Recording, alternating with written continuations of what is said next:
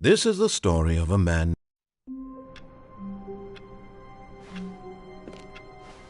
All of his co-workers were gone. What could it mean? Stanley decided to go to the meeting room. Is Stanley, without the bucket, really Stanley at all? No, surely not. Stanley clutched the bucket tightly to his chest. This was not the correct way to the meeting room, but Stanley had felt the bucket calling to him, telling him that the employee lounge was simply the place to be. And here it was. Had the bucket turned out to be correct? Well, no, never mind. The bucket was wrong. Stanley took the door on his left to go back to the meeting room. No, said the bucket. don't go to the meeting room. Go somewhere else. The cargo lift, yes. Good, Said the bucket. now ride the lift all the way to the top. There's something up there I need you to do. Stanley did not question why or how this bucket was speaking to him. It should have alarmed him, of course, because buckets can't talk. But Stanley chose not to think about this obvious fact. He was firmly convinced that the bucket had spoken to him, and he unthinkingly did whatever the bucket asked.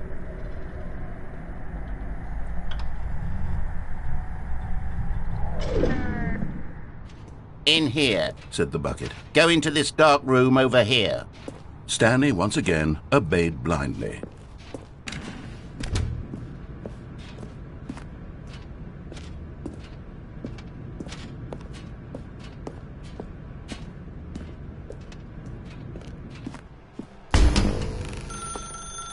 Now pick up the phone. Said the bucket. Pick up the phone and it will take us back home, where we can go about life together.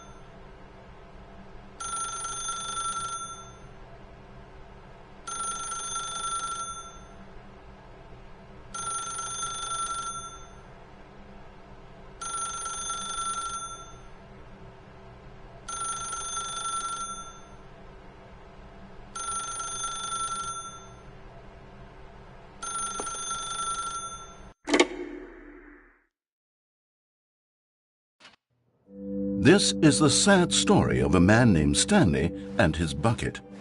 Once upon a time, I gave Stanley a bucket because I thought he was lonely and could use a friend. And then, very distressingly, he began to believe the bucket could speak to him.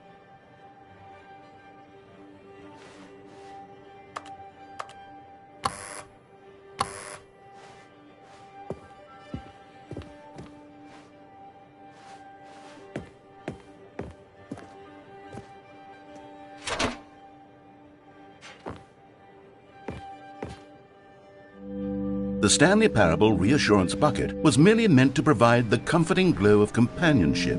It doesn't literally talk and give you orders. Whatever Stanley is hearing the bucket say to him is just in his head.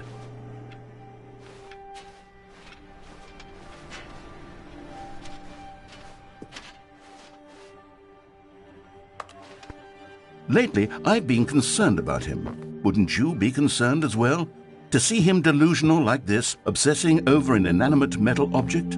I want to say something to him, but I don't know how I can convince him. I don't know if he'll listen to me.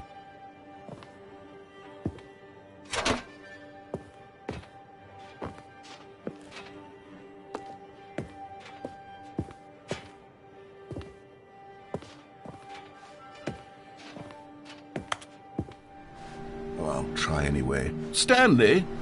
Can you hear me? Listen to me. It's just a bucket. It can't think, it can't talk. All it will ever truly do for you is effectively transfer a liquid from one location to a different location. That's it. It doesn't do anything else.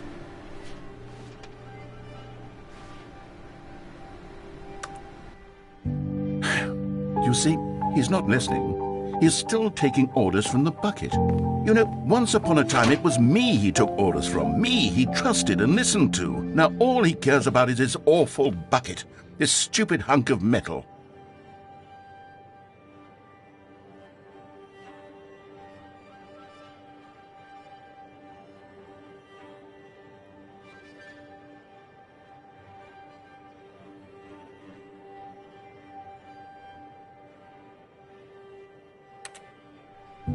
It's sad, but I suppose he doesn't need me anymore.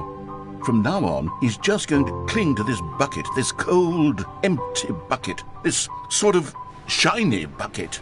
Well, I'll give it this. The bucket does have a nice shine to it.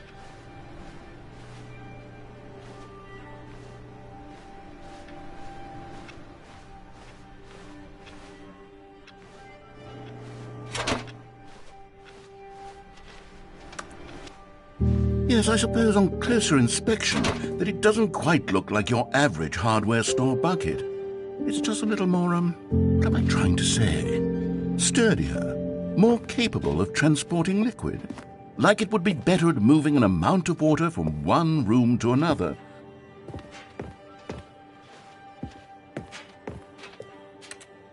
Oh my God, what am I saying? Better at carrying water from room to room. It's a bucket. It's literally just a bucket. Why do I feel some need to point out the ways in which it's so much more than just a regular bucket?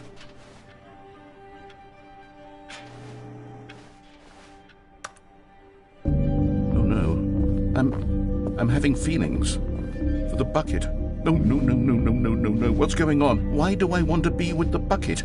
Hear what the bucket has to say. Do anything it asks. What's wrong with me? I don't understand. Perhaps if I had the bucket, this would be less confusing. Yes, the bucket could tell me what to do in this troublesome situation. Stanley, give me the bucket. Give it to me. Give me the bucket, Stanley. I need it. Give it to me now. Give it or I'll...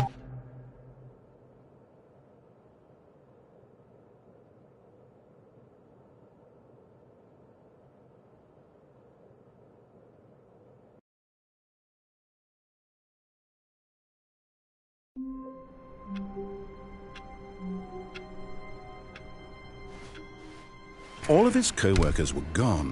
What could it mean? Stanley decided to go to the meeting room. Perhaps he had simply missed a memo.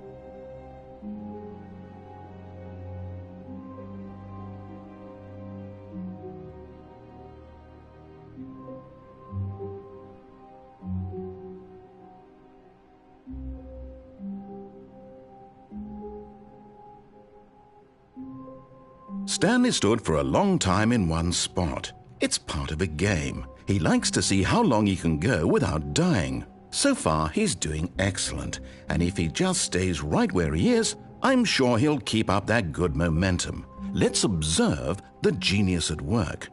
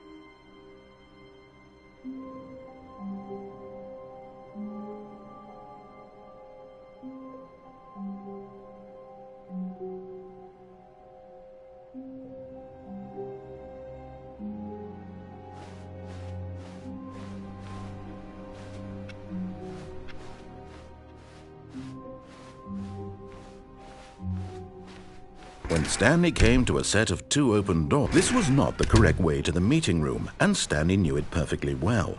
Perhaps he wanted to stop by the employee lounge first, just to admire it. Wow, yes, this room. But eager to get back to business, Stanley took the first open door on his left. Stanley was so bad at following directions, it's incredible he wasn't fired years ago. Look, Stanley, I think perhaps we've gotten off on the wrong foot here. I'm not your enemy, really, I'm not. I realize that investing your trust in someone else can be difficult, but the fact is that the story has been about nothing but you all this time. There's some... What? Really? I was in the middle of something. Do you have zero consideration for others? Are you that convinced that I want something bad to happen to you? Why, I don't know how to convince you of this, but I really do want to help you, to show you something beautiful. Look, let me prove it. Let me prove that I'm on your side. Give me a chance. Now listen carefully, this is important. Stanley walked through the red door. Aha, perhaps you misunderstood. Stanley walked through the red door. I still don't think we're communicating properly. Stanley walked... Oh, thank God you are willing to listen to me. Do you see that I really have wanted you to be happy all this time? The problem is all these choices. The two of us always trying to get somewhere that isn't here. Running and running and running, just the way you're doing right now. Don't you see that it's killing us, Stanley? I want it to stop. We would both be so much happier if we just stopped. And I think I have a solution. Here, let me show you.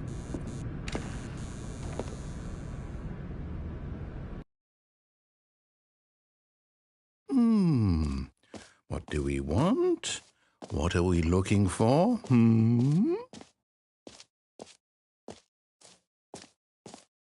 Here. Yes. Oh, it's beautiful, isn't it? If we just stay right here, right in this moment with this place, Stanley, I think I feel happy. I actually feel happy.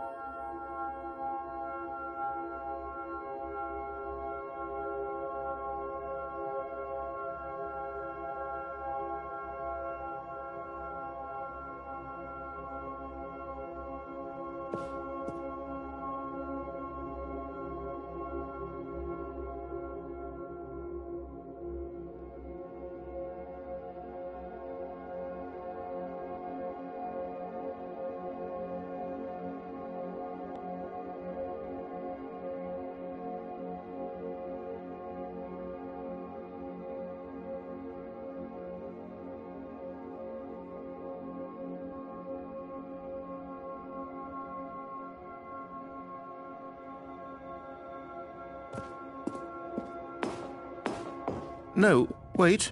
Where are you going? Oh, no. Stay away from those stairs. If you hurt yourself, if you die, the game will reset. We'll lose all of this. Please, no, Stanley, let me stay here. Don't take this from me. Please, Stanley. No! Oh, thank God. You lived. You had me worried. No. No, what are you doing, Stanley?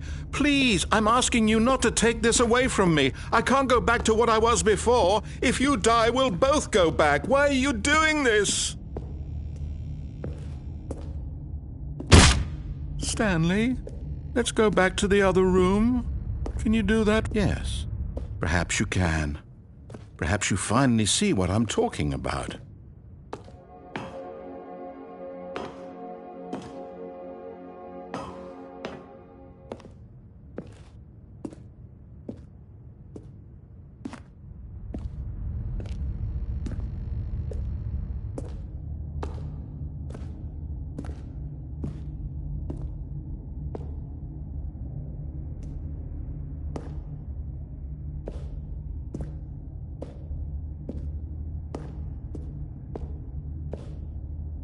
My God, is this really how much you dislike my game? That you'll throw yourself from this platform over and over to be rid of it? You are literally willing to kill yourself to keep me from being happy. Am I reading the situation correctly?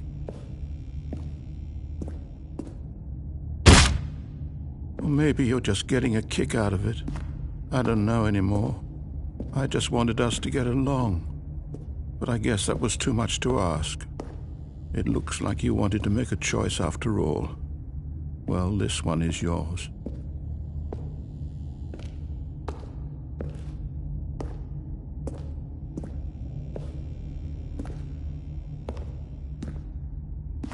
Is it over? It's going to restart, isn't it? I'm going back.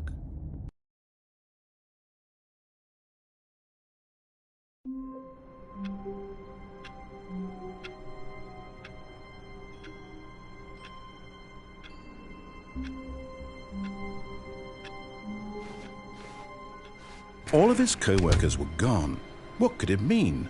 Stanley decided to go to the meeting room. Perhaps he had simply missed a memo.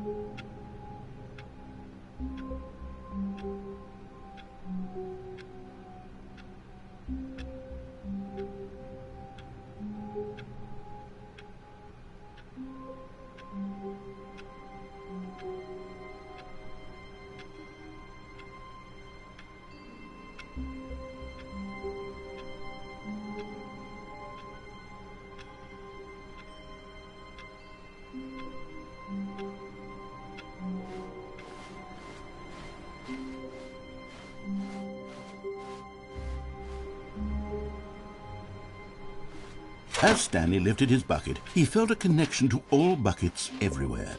This adventure, he decided, was for all of them. Stanley clutched the bucket tightly to his chest. This was not the correct way to the meeting room, but Stanley had felt the bucket calling to him, telling him that the employee lounge was simply the place to be. And here it was. Had the bucket turned out to be correct? Was this better than the meeting room? Yes, Stanley thought to himself. Yes, perhaps it truly was. How insightful the bucket turned out to be.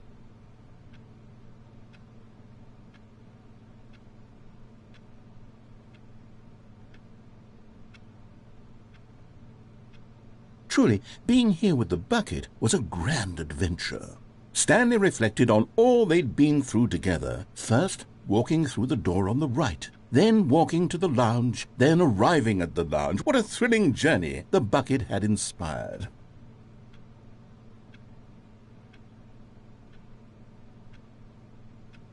Perhaps this was where the bucket felt most truly at home, here in the employee lounge.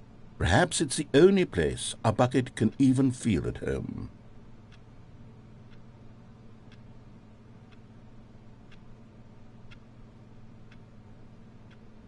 Stanley decided to just give the bucket absolutely as much time as it needed to be in the lounge.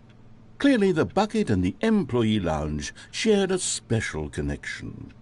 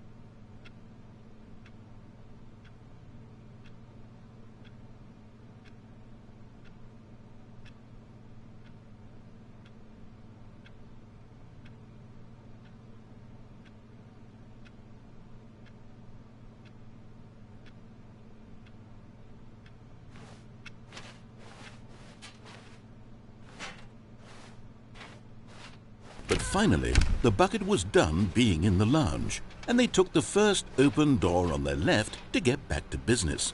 And so the two of them detoured through the maintenance section and walked straight ahead to the opposite door.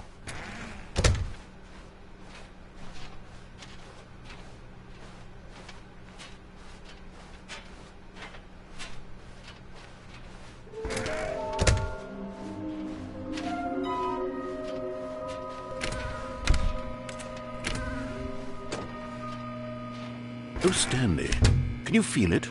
The broom closet. It wants the bucket. You can feel that, can't you? The aura of jealousy? It's as clear as day. This broom closet believes it deserves the bucket. I can really feel it now. It's a bucket. It belongs in a broom closet. That's what the broom closet is trying to say here. It's supposed to go with the other cleaning supplies. Good for you, Stanley. Don't give in. Don't hand over the bucket. I know how hard it must be, given the pressure that the broom closet is putting on your shoulders right now, but you have to be strong. This is your bucket. This is your companion and lifelong friend. You can't hand it over. Oh, no. We're getting into name-calling now, it seems. Is this how low the broom closet has sunk, that it has to resort to this stream of petty insults simply in order to get you to hand over the bucket? Stanley, I never liked this broom closet for a variety of reasons, but even this is worse than I had imagined. And wait, now the broom closet has the gall to imply that you and the bucket are not truly deep and lasting friends? That your relationship is purely superficial and convenient? That your life is so banal and meaningless that you'd feel the same sort of kinship towards any inanimate object which happened to lay in your path in an even partially enticing manner? Well, I'd never. Go on, Stanley. Lay into it. Really tell the broom closet off for its demeaning comments. Expand on the wide variety of experiences you and the bucket have shared together. Go through each of them point by point. Share your journal entries detailing the rich emotional landscape of your feelings for the bucket as they have changed and evolved over the years. Let him have it.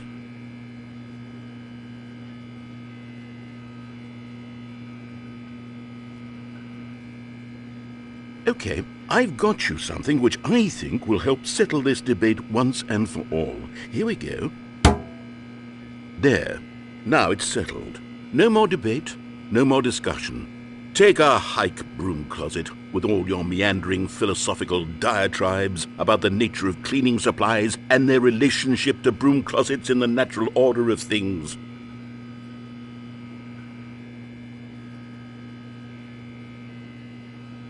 All right, I've got a second sticker back here, and I'm going to slap it on as well because I think it's appropriate. You see? I feel that it works because the sticker is also a bucket. That way, if you're ever unsure whether the thing you're holding is a bucket or not, you can look down at this sticker and say to yourself, "Ah, it's a bucket." There really is a wide variety of applications for this sticker.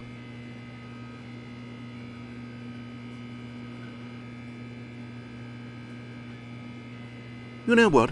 I could take the name-calling and the dismissal of your kinship with the bucket, but now the broom closet is just giving us the silent treatment, and to be honest, I'm sick of the pettiness on display.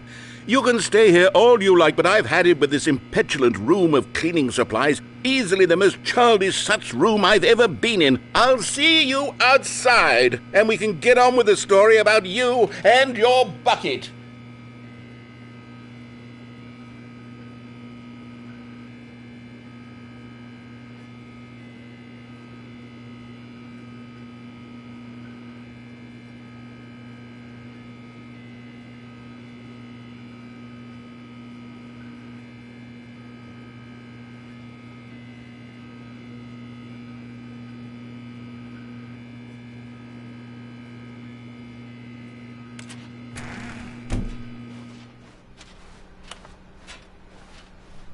Coming to a staircase, Stanley and the bucket walked upstairs to the boss's office.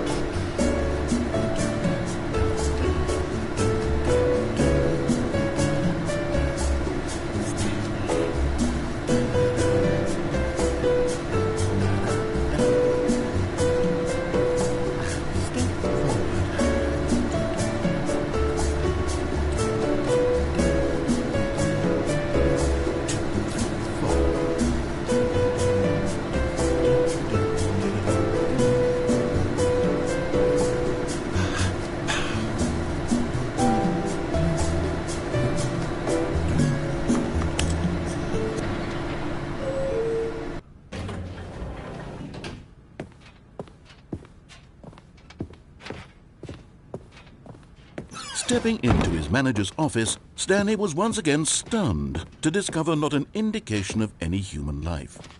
Crushed by the weight of this revelation, Stanley may have broken down into an emotional dumpster fire if not for the soothing presence of the bucket. Even now, in his darkest of hours, did the bucket's warmth and guiding light pierce the dark clouds of confusion and chaos. It would be with him always. The bucket would, and he knew it. The two of them were inseparable. At this point, Stanley was so absorbed in the tender spiritual connection he shared with the bucket that he didn't notice the keypad behind the boss's desk. Nor in his bliss of simply being near the bucket did he have any notion that the PIN number for the keypad was 2845.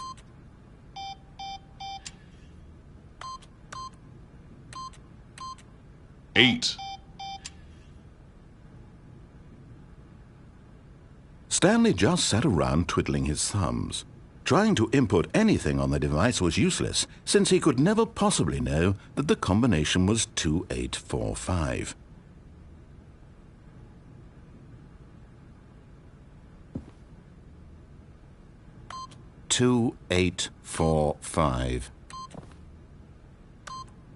But Stanley guessed the correct code by sheer luck. Was it that the bucket knew all along? Was the bucket guiding him? Yes, this is certainly the most logical explanation.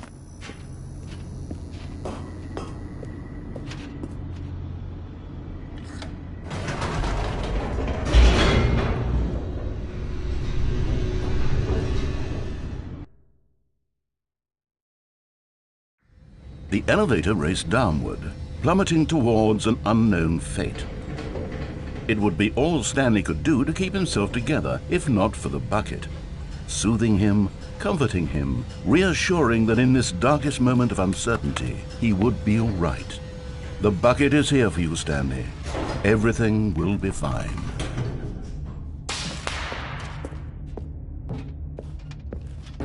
Stanley and the bucket walked straight ahead through the large door that read, Mind Control Facility.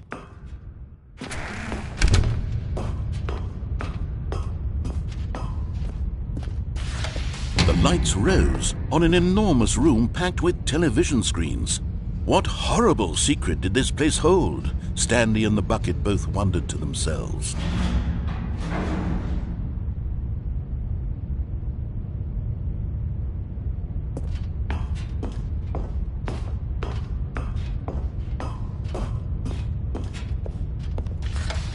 The monitors jumped to life, and Stanley nearly dropped the bucket in shock. Everyone in the office was being videotaped, monitored like guinea pigs. The bucket had never seen anything like this, and it very nearly burst into tears as Stanley cradled it gently, reassuring it that everything would be fine. Was the bucket under the mind control facility's influence as well? Had the bucket been told to do things it didn't wish to do? What kinds of things does a bucket want to do or not want to do in the first place? These questions raced furiously in Stanley's feeble mind. No! He screamed into the bucket. He couldn't accept it. His own life in someone else's control? Never! He squeezed the bucket tighter. His one friend in the entire world. At this point, he could trust no one except for the bucket.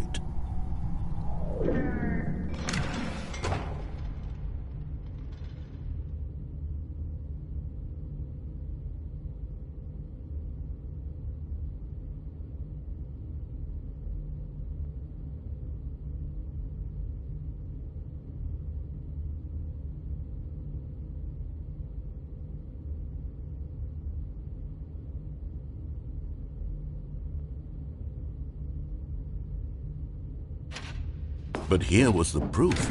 The heart of the operation. Controls labeled with emotions, happy or sad or content. Walking, eating, working, all of it monitored and commanded from this very place. And as the cold reality of his past began to sink in, Stanley decided that this machinery would never again exert its terrible power over another human life.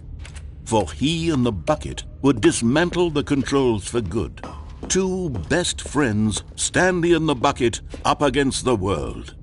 They high-fived in a really cool way, and the bucket made a sassy comment about taking down the system.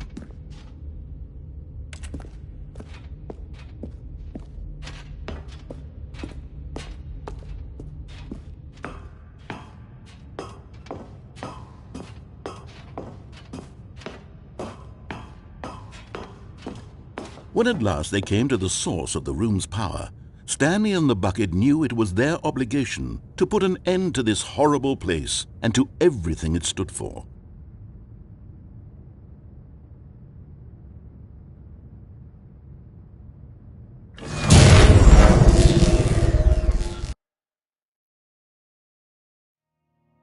Stanley and the bucket waited in blackness. Was it over? Yes, they had done it. Stanley and the bucket had defeated their greatest and darkest enemy, freed themselves from the tyrannical grip of the evil mind control machine. Freedom was now mere moments away. Excitedly, the two of them began to discuss the kind of life they wanted to live once they stepped through this massive door. The bucket wanted to learn to roller skate. Stanley wanted to sneeze in every country on Earth. Both of them wanted to begin watching a movie, any movie, but then stop it halfway through and begin watching it in reverse from the end. True, it was a simple life they envisioned, but it was one they'd lived together, with one another to lean on, to trust, to support,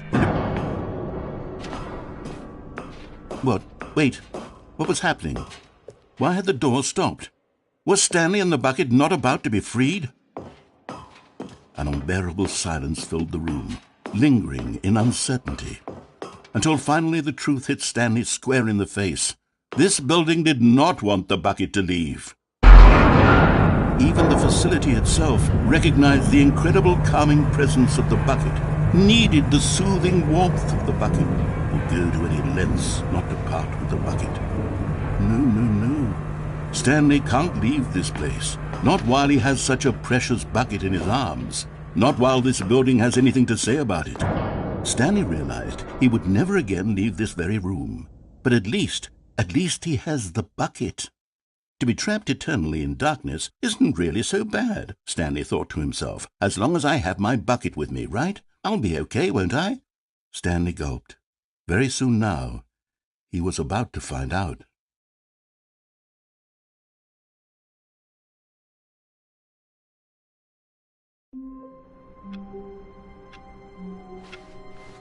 All of his co-workers were gone.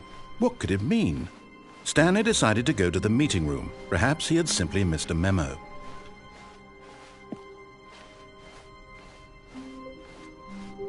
When Stanley came to a set of 2 open doors, he entered the door on his left. This was not the correct way to the meeting room, and Stanley knew it perfectly well. Perhaps he wanted to stop by the employee lounge first, just to admire it. Standing now in this incredible room, but eager to get back to business, Stanley took the first open door on his left.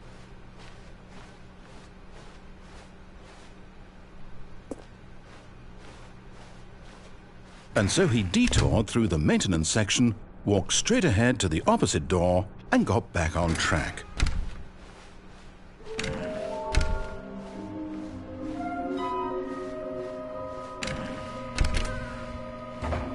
Stanley stepped into the broom closet, but there was nothing here, so he turned around and got back on track.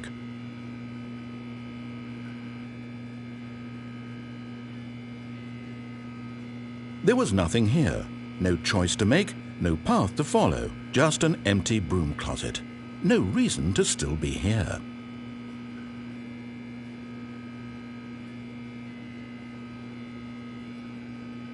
It was baffling that Stanley was still just sitting in the broom closet.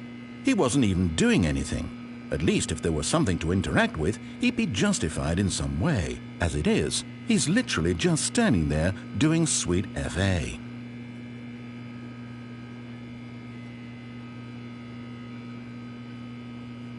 Are you really still in the broom closet? Standing around doing nothing? Why? Please offer me some explanation here. I'm genuinely confused.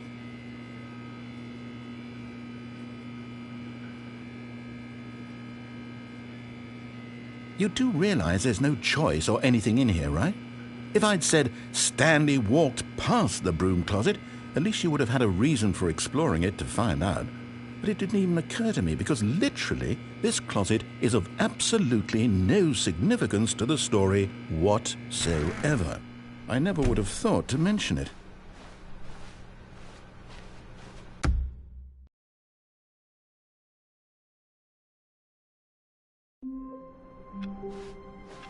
Stanley knew the office layout like the back of his hand.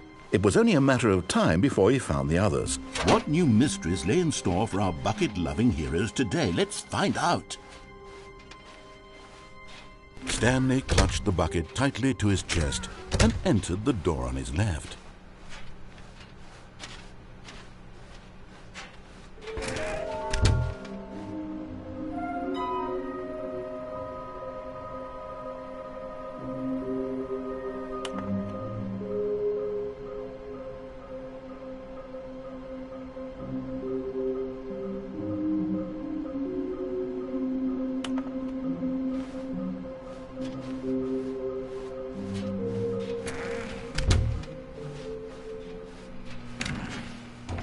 Stanley, we must move on from this broom closet, simply because I have no remaining stickers. If I did, you can guarantee we'd be in here for hours.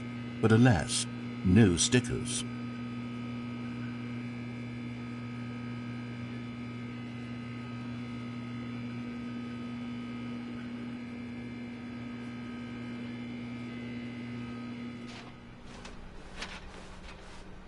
Coming to a staircase, Stanley and the bucket walked upstairs to the boss's office. And there it is, the last Stiggly Wiggly. Savor this moment, Stanley. This is a real accomplishment. This is doing something just for the sake of doing it. Where so many people expect to be rewarded for the most trivial achievements, you've insisted that a job well done is its own reward. I would tell you that I'm proud of you for collecting them all, but that would be like a reward, and we can't have that. So, instead I'll just say, it's done. We're all done here. And now we can go to whatever the hell you were doing before you hunted for figurines.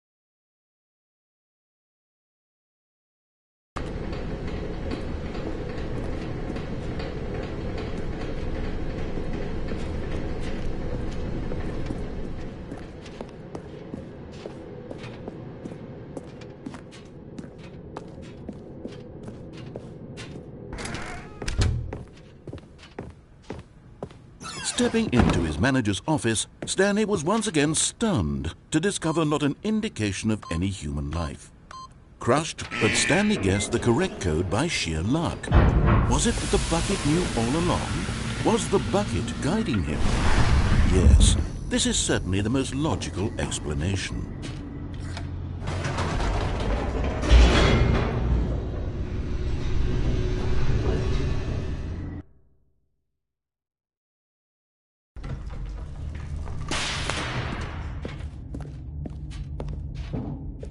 Stanley and the bucket walked straight ahead through the large door that read, Mind Control. Although this passageway had the word escape written on it, the truth was that at the end of this hall, Stanley and the bucket would both meet a violent death. The door behind them was not shut. Stanley and the bucket still had every opportunity to turn around and get back on track. At this point, Stanley and the bucket were knowingly walking forward into a very painful death for each of them.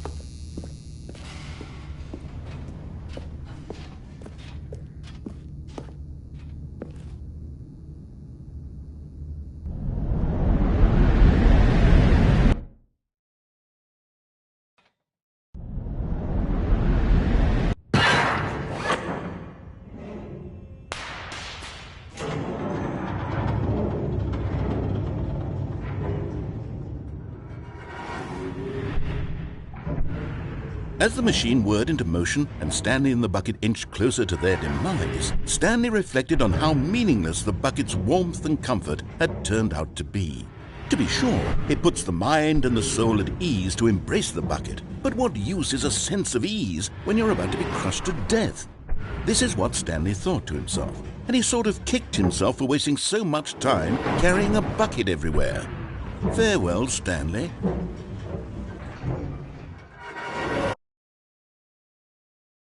"Farewell, Stanley," cried the narrator, as Stanley and the bucket were led helplessly into the enormous metal jaws. In a single visceral instant, the bucket's life came to an end as it was crushed violently to death.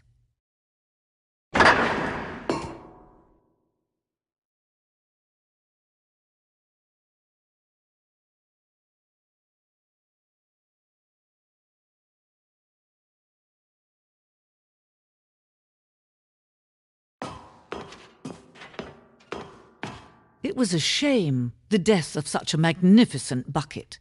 It's true that all buckets are radiant in their own way, but this one stood above the rest. It was a glorious bucket to behold.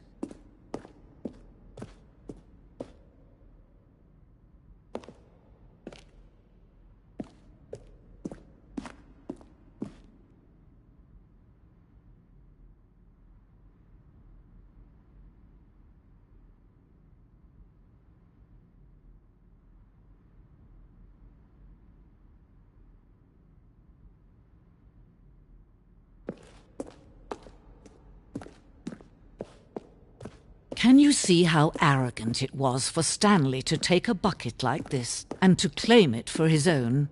Can you see the hubris that blinded him? Can you see that the bucket is far more noble than Stanley will ever be in his short life? No man can own a bucket, and certainly not a bucket as dazzling to behold as this one. It is man who should kneel before the bucket.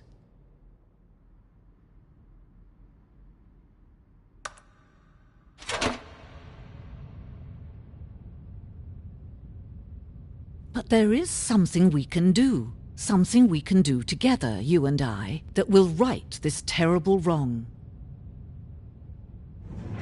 Let Stanley die. Let him be crushed by the machine. Don't reset the game. Don't give him another opportunity to run off with another beautiful bucket. We can save the world's buckets from their treatment as tools and implements if only we let Stanley die together. The bucket shall take its place as ruler, as leader, as commander of a new world, a new vision.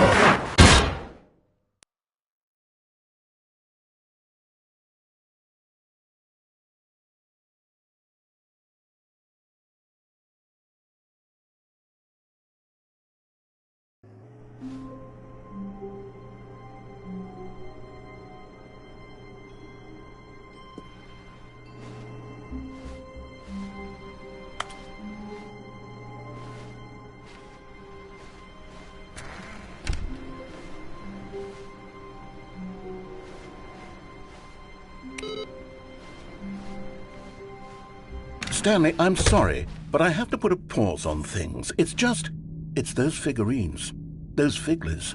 I haven't stopped thinking about them since you nabbed every last one. Wasn't it just the most intrinsically fulfilling moment of your entire life? Didn't it fill you to the brim with inner richness? Yes, I know we're supposed to be telling a story, but won't you please indulge me with one more trip back to the memory zone? I would love nothing more than to revisit the figurines. Just one more time.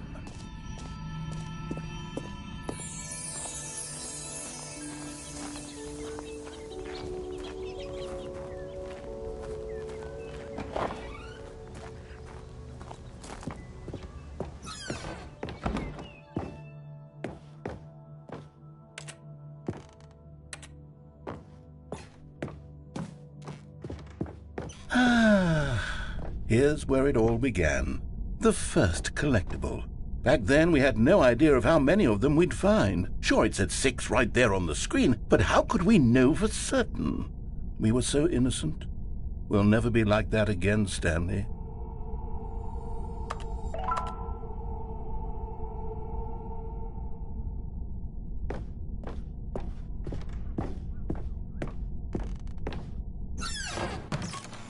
And here was a second Stanley. You found this one all on your own, just by poking around in the boss's bathroom. You did that, Stanley. I'll be honest. Back then I had no faith in you to find any of them, let alone 6. But you continue to surprise me in all sorts of mundane, unremarkable ways.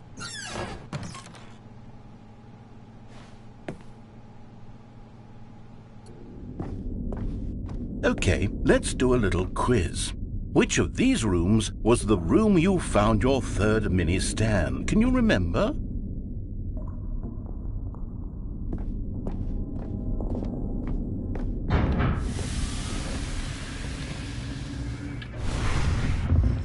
Hey, that's exactly right. It was here behind the boss's office. It was the third one. You picked it up, and then after that, you had 3 of them. I'm glad these moments are so crystal clear in your memory, but I shouldn't be surprised. After all, science tells us that it's impossible to forget your third time doing anything. Let's see, what came next? Oh yes, we found a Figley in this pink room. Oh, well, I can't actually say I remember being in this room, but it's here in the memory zone, so it must have happened.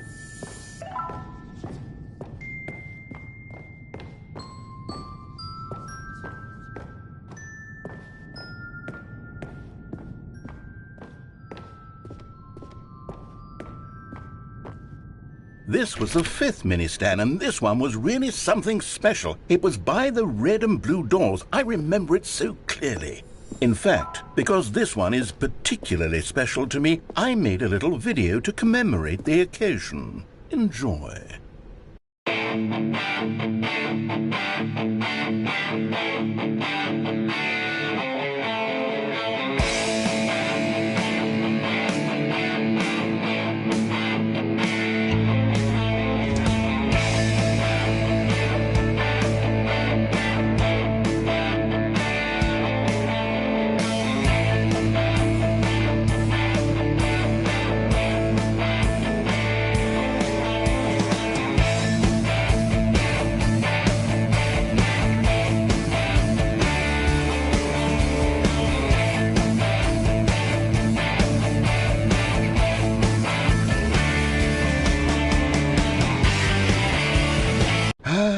Takes you back, doesn't it? I spent a lot of time making that video, but it was 8 minutes I wouldn't have spent on anything else.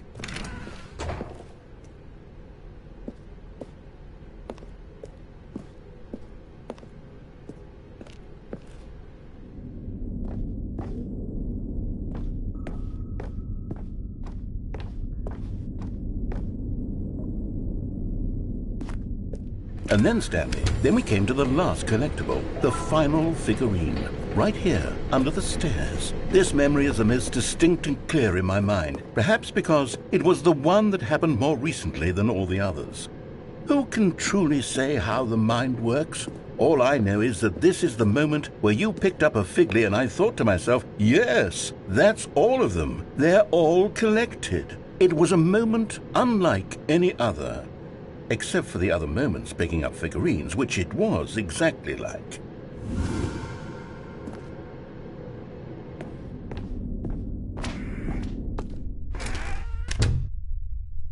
And then there was no more, because we've caught up to the present moment. Nothing left to do but move onward into the future. Goodbye, Memory Zone.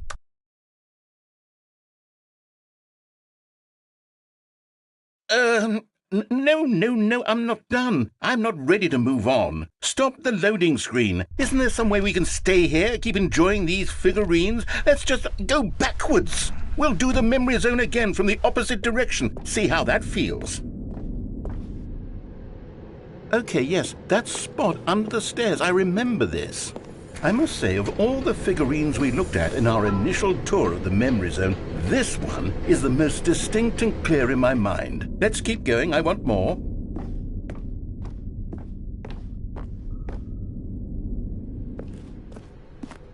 And here's where I made that video. Don't you remember the video we watched?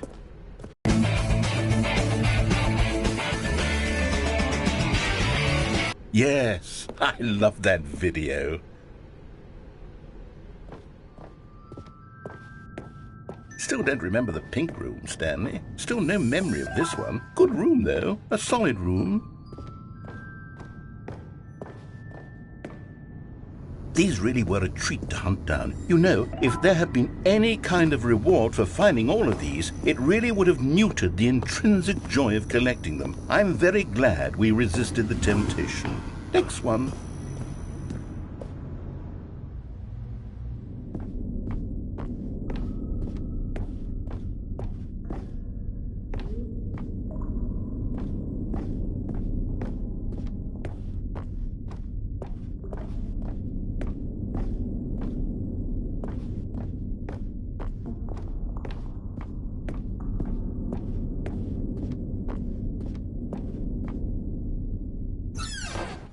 This was our second Figley. Don't you remember? Yes, I remember it too. The past is truly a wonderful thing. Why does anyone ever choose to leave it? Keep going. This is it. The very first one we found in the exhibit where I introduced you to the figlarines. Oh, I want more memories, Stanley. I want to keep going. What else is there? What came before this?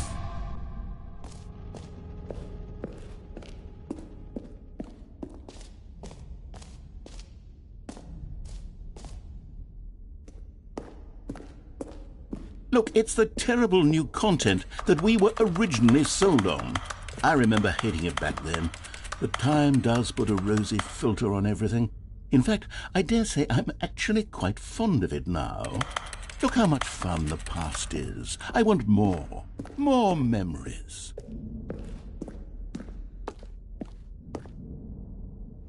Oh, yes, the two doors. Who could have forgotten that? A classic memory, this one.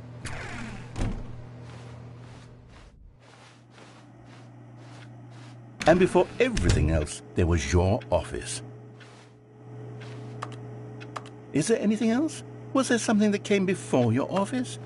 There's something I feel I can remember. I can remember. Yes, I'm remembering something now. I remember before this whole story got started. Back then I was different.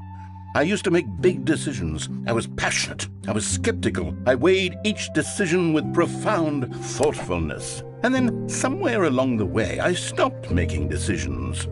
I became lazy, and I came up with a character named Stanley to do my thinking for me.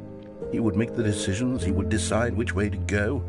I would cheer him on as he collected figurines for no reason. Why did I invent Stanley? Was I lonely? Yes, perhaps that's it. Perhaps I needed to imagine I had companionship. And Stanley really did make for a wonderful companion, even if he was a fiction. But I suppose it's grown old. I want to think for myself again. I want to go back to how it used to be. Yes, I can be on my own again. I can do it. I'll be stronger this time. I'll take care of myself. I don't need Stanley anymore. Oh, but he truly was so much fun to play with. You know what? Since we're in the memory zone, how about one more good memory? Let's go back just once and give Stanley one more run of the office, and then I'll retire him for good. I did enjoy telling his story so very much. Okay, here we go. This is the story of a man named Stanley.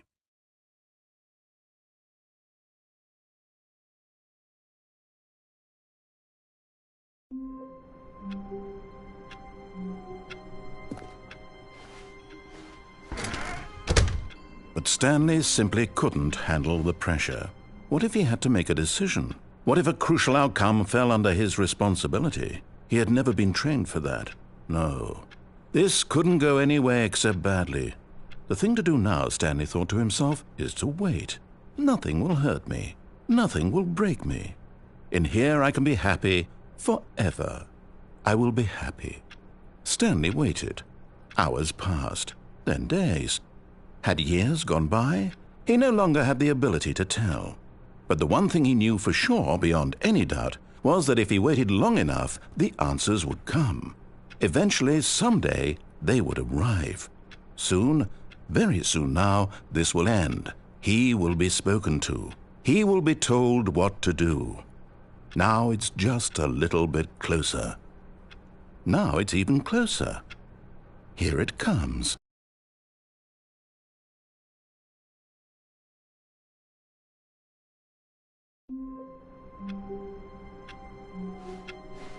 How wonderful! Stanley was alone. Finally! This is great, he thought to himself. This is what I've wanted all along. I got what I wanted.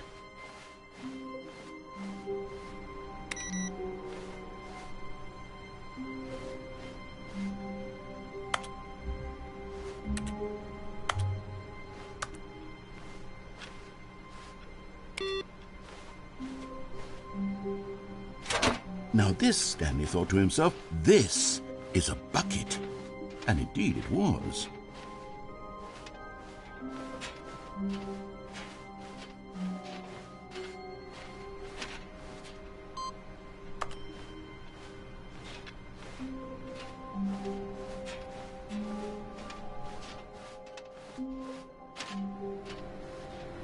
Stanley clung the bucket to his cheek. Could his co-workers really all be gone?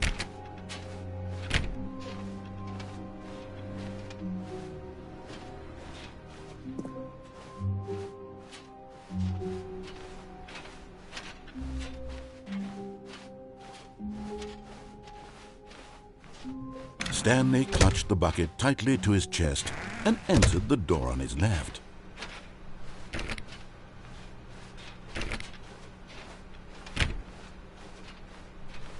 Still no one was here. Stanley needed the bucket's warmth and comfort now more than ever. Perhaps his boss's office was where he'd find answers. Coming to a staircase, Stanley and the bucket walked upstairs to the boss's office.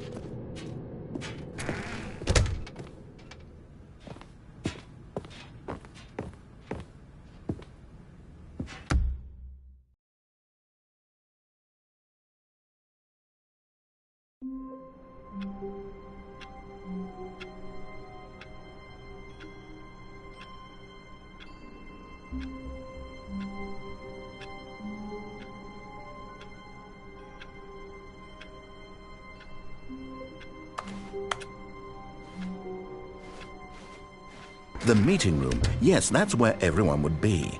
Stanley just needed to get to the meeting room, and from then on, he would never be alone ever again.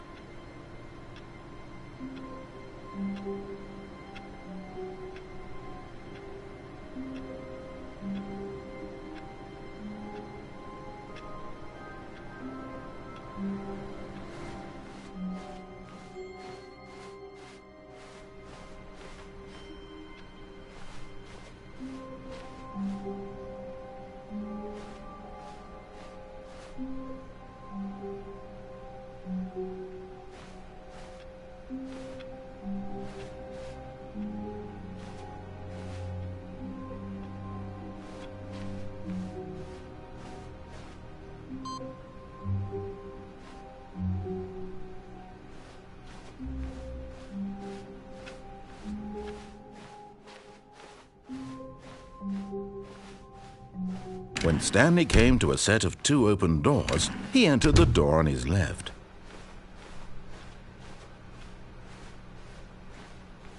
Yet there was not a single person here either.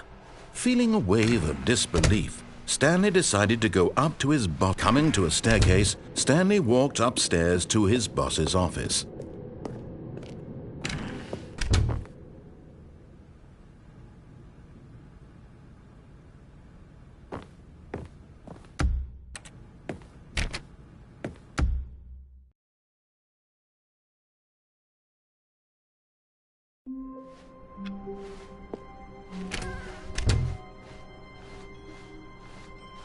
When Stanley came to a set of 2 open doors, he entered the door on his left.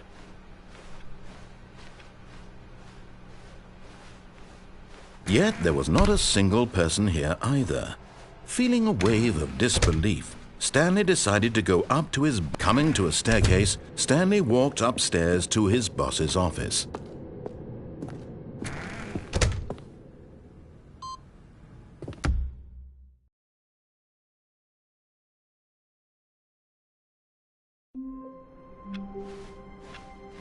Stanley knew the office layout like the back of his hand. It was only a matter of time before he found the others, wherever they were. Just a matter of time.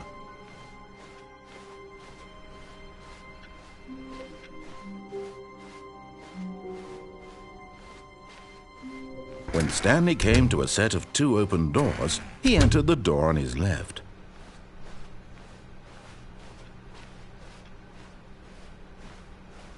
Yet there was not a single person here either. Feeling a wave of disbelief, Stanley decided to go up. Oh no, no, not again. I won't be part of this. I'm not going to encourage you. I'm not going to say anything at all. I'm just going to be patient and wait for you to finish whatever it is you enjoy doing so much in this room. Please take your time.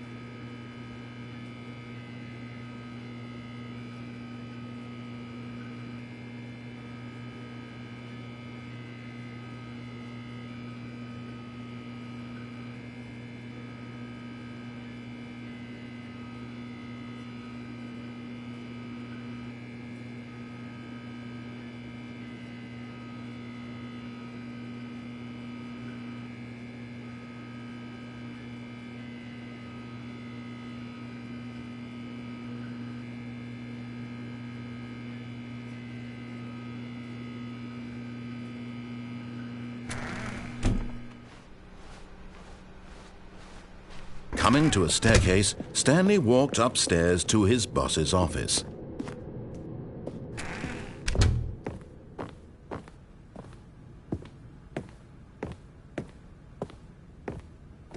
Stepping into his manager's office, Stanley was once again stunned to discover not an indication of any human life. Shocked, unraveled, Stanley wondered in disbelief who orchestrated this. What dark secret was being held from him?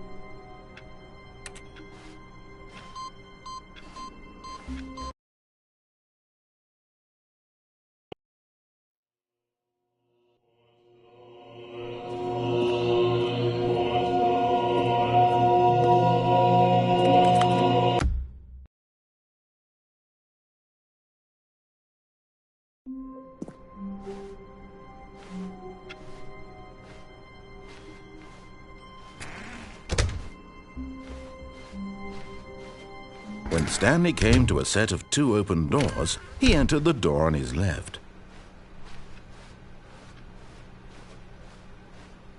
Yet there was not a single person here either. Feeling a wave of disbelief, Stanley decided to go up to his boss's. Coming to a staircase, Stanley walked upstairs to his boss's office.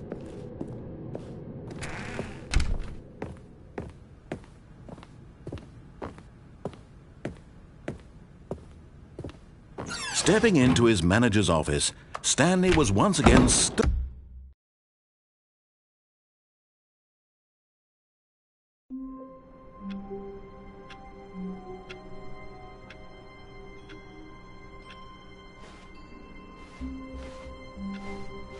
All of his co-workers were gone. What could it mean? Stanley decided to go to the meeting room. Perhaps he had simply missed a memo.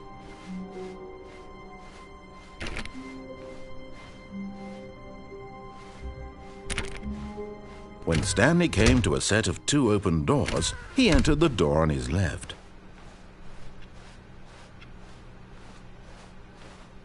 Yet there was not a single person here either. Feeling a wave of disbelief, Stanley decided to go up to his boss's office. Coming to a staircase, Stanley walked upstairs to his boss's office.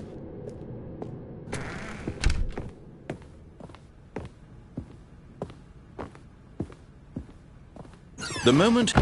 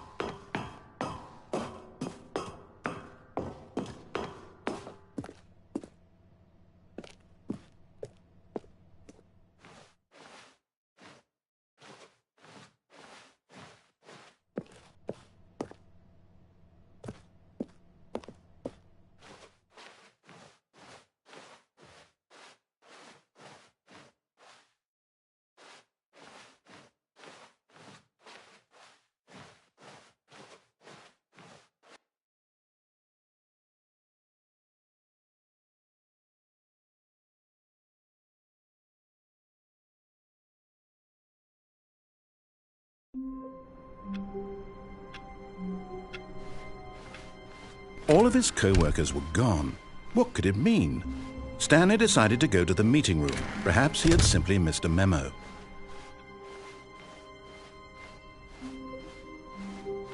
When Stanley came to a set of 2 open doors, this was not the correct way to the meeting room, and Stanley knew it perfectly well. Perhaps he wanted to stop by the employee lounge first, just to admire it.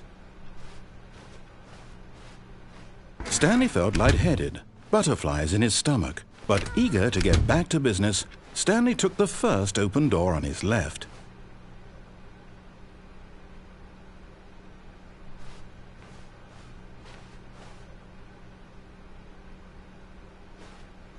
Stanley was so bad at following directions, it's incredible he wasn't fired years ago.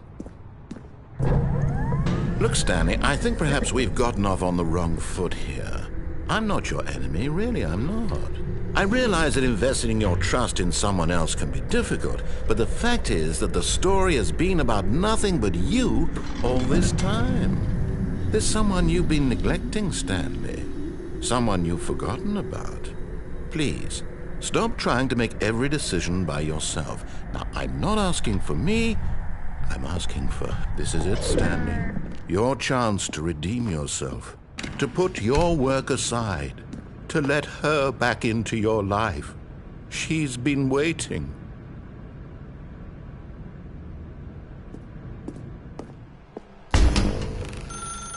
That's her, Stanley.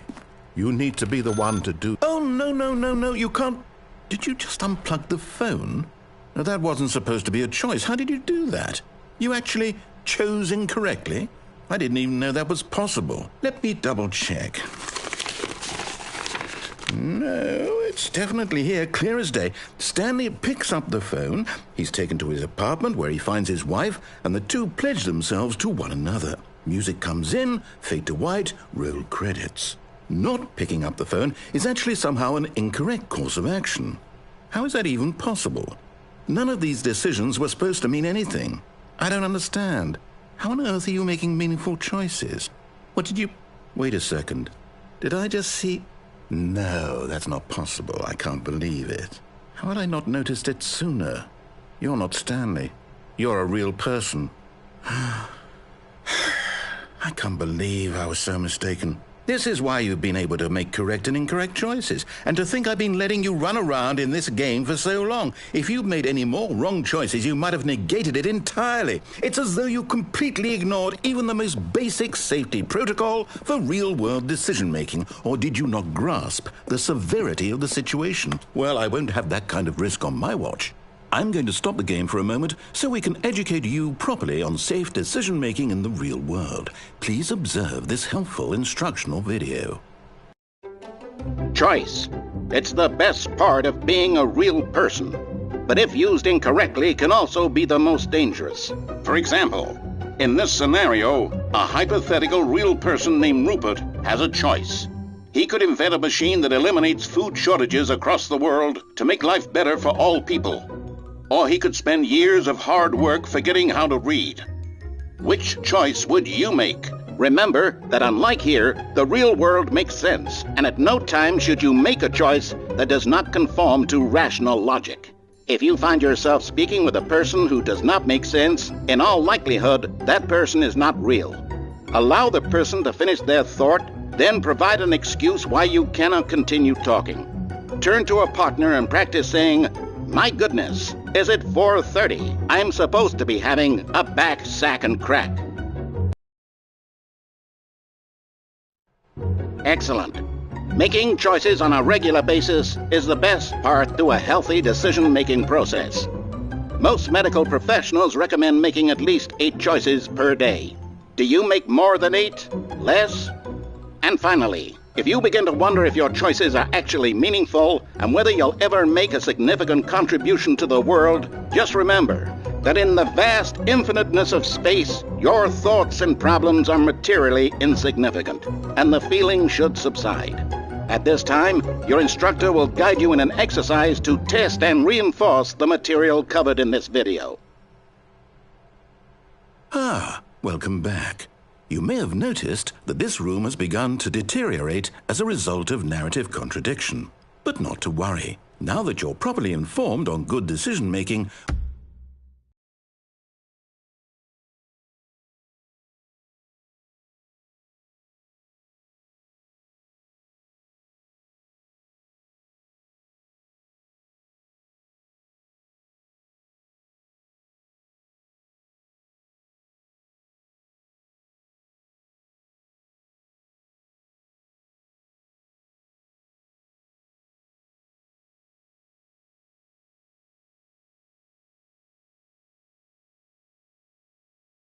we're going to revisit a choice you made just a few minutes ago and see what the correct thing to do would have been. This way, please.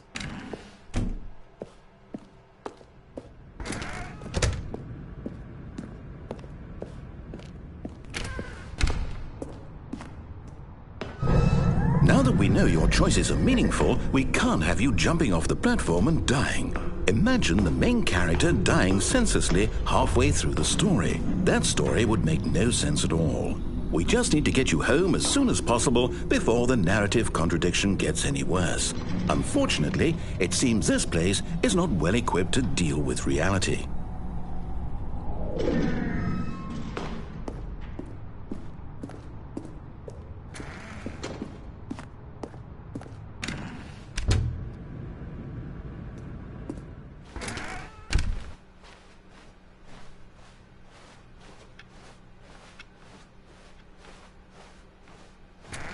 Almost there. You'll take the door on the left, back to the correct ending, the story will have resolution once again, and you'll be home free in the real world. Now remember, all you need to do is behave exactly as Stanley would. That means choosing responsibly and always putting the story first. I'm quite sure you'll be up to the task. Just follow my lead and you'll be fine. All right. When Stanley came to a set of 2 open doors, he entered the door on his left. No! Why did you do that? Quickly, hurry back in the other direction. Perhaps we're not too late.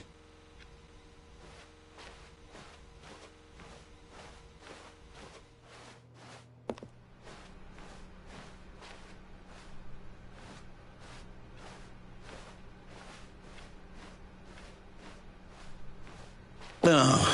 It's ruined. I can't believe, after everything we talked about, that my story, you've destroyed my work. Why? For what? What did you get out of that? What did you think was so special about seeing the game undone, left here like so much garbage? It's worthless now. And what am I supposed to do? Even if there were a way to continue, would it be worth it? To know that my story is now incorrect? How can I go back to that?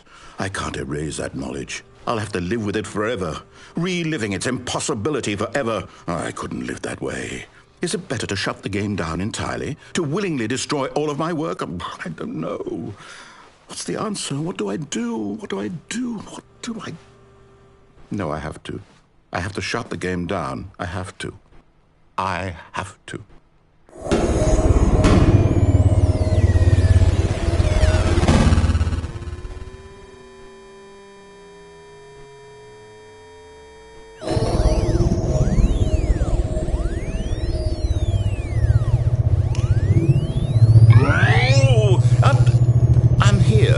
I'm still here in this pile of rubbish, with you, who thought you were so clever. Now look where we are. My entire game is destroyed. It was the only thing in the world that was mine, and you've run it into the ground. What, did you think that would be funny? You just had to see? Didn't I impress upon you how important it was to be like Stanley? He actually knows how to do what I tell him to. He understands that if I say to do something, there's a damn good reason for it. That thought hadn't even occurred to you, had it? That there's a world outside of you? You're a child. Oh, my story. If you'd just gone through the door on the left, you would have seen it. There was a whole underground facility. You would have destroyed it and been victorious. It would have been so perfect. I worked so hard on it. I tried so hard to make... behave exactly as Stanley would. That means choosing responsibly and always putting the story first. I'm quite sure you'll be up to the task. Just follow my lead and you'll be fine. All right.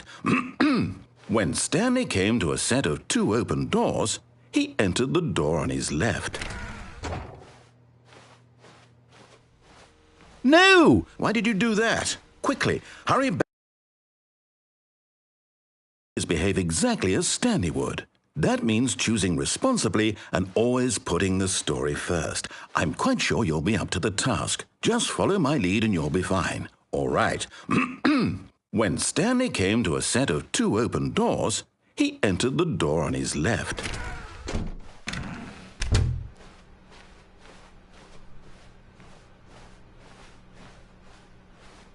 Yet there was not a single person here either.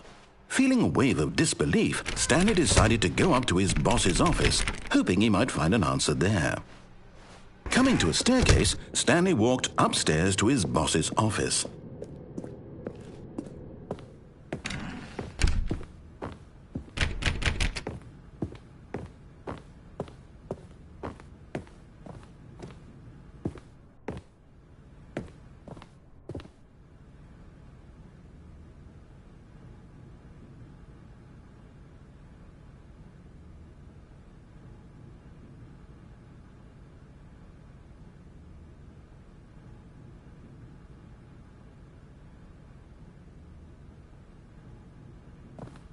Stepping inside his manager's office, Stanley was once again stunned to discover not an indication of any human life.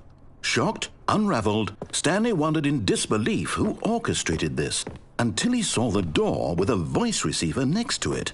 Surely behind this door lay all the answers to his questions. And beyond all probability, he knew the passcode.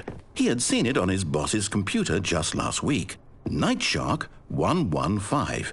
Was this the code to open the door? Would it still work? There was only one way to find out. Stanley had been trained never to speak up, but now he would draw from within himself the courage to face the unknown. He drew a sharp breath and then spoke the code.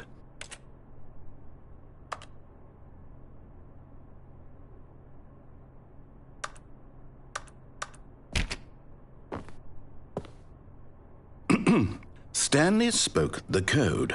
Night Shark 115. He spoke it into the receiver, right there on the wall.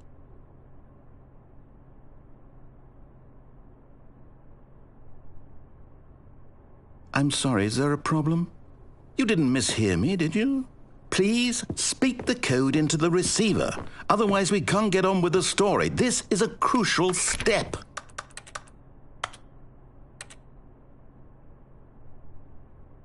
Okay, fine, you're not going to do it, but you know what? It's pretty humiliating to bring you this far, only for you to suddenly decide you have better things to do. I asked you for this one single thing, for your respect. The kind of respect Stanley shows for his choices. He knows what it means to take a story seriously. If you didn't want to see what I had to show you, then why did you come here? You had a choice, you know. You could have gone through the door on the right. You could have done whatever the hell you wanted over there. Why did you come this way? Speak. Say something to me. Explain yourself, you coward. You... When Stanley came to a set of 2 open doors, he entered the door on his left. Stanley? Hello? Are you... Is everything okay? Stanley, please. I need you to make a choice. I need you to walk through the door. Are you listening to me? Can you hear me? Is everything all right? Stanley, this is important. The story needs you. It needs you to make a decision. It cannot exist without you. Do you understand me?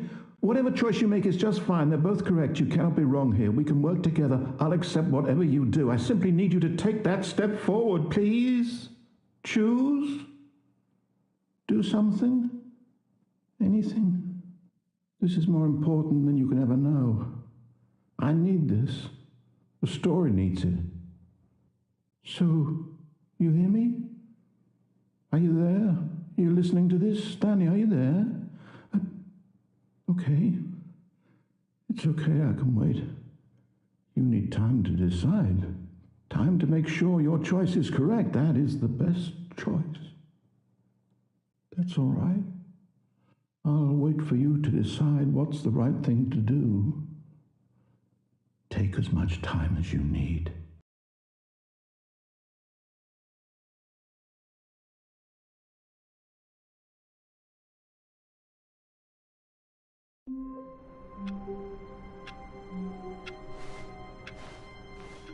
All of his co-workers were gone.